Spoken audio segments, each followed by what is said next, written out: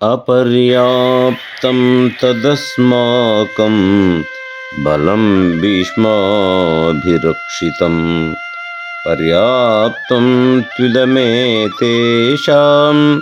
బలం భీమాభిరక్షితం. అట్టి శూరులు కల మన సైన్యము భీష్మునిచే కాపాడబడుచు అపరిమితముగా ఉన్నది. పాండవుల యొక్క ఈ సేనయు భీమునిచే రక్షింపబడుచు పరిమితముగా ఉన్నది. అయనేషు చ సర్వేషు యదా భాగమవస్థితాః భీష్మమేవాభిరక్షन्तు భవంతః సర్వ ఏవ హి. మీరందరూ వ్యూహ మార్గములందు మీ నియమిత స్థానముల యందు ఉండి భీష్ముని సర్వ విధములా కాపాడుచూ ఉండండి. తస్య సంజనయన్ హర్షం కురు వృద్ధః పితామహః సింహనాదం వినద్యోచ్చై శంఖం దద్నౌ ప్రతాపవాన్.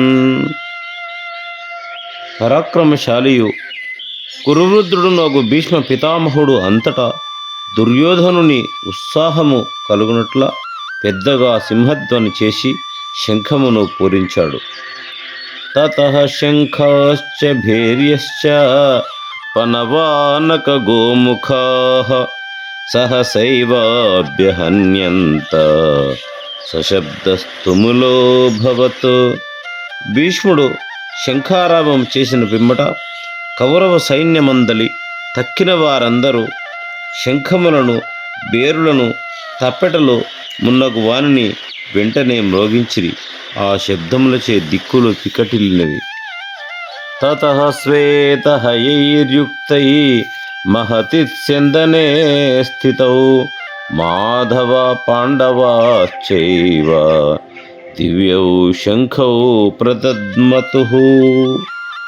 పిమ్మట తెల్లని గుర్రములను కూర్చిన గొప్ప రథము యందు కూర్చొనియున్న కృష్ణార్జునులు ఇరువురును తమ తమ దివ్యములకు శంఖములను గట్టిగా ఊదారు.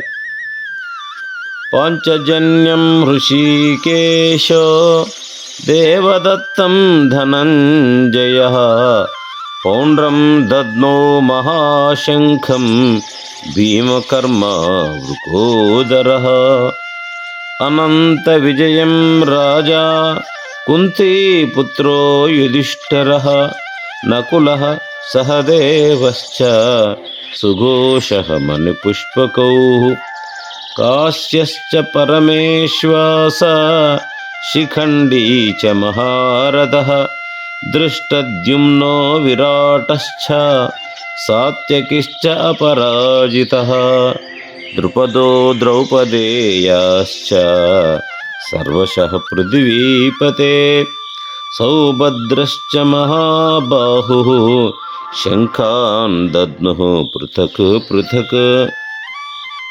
శ్రీకృష్ణుడు పాంచజన్యమనే శంఖమును ఊదారు. అర్జునుడు దేవదత్తమును ఊదాడు.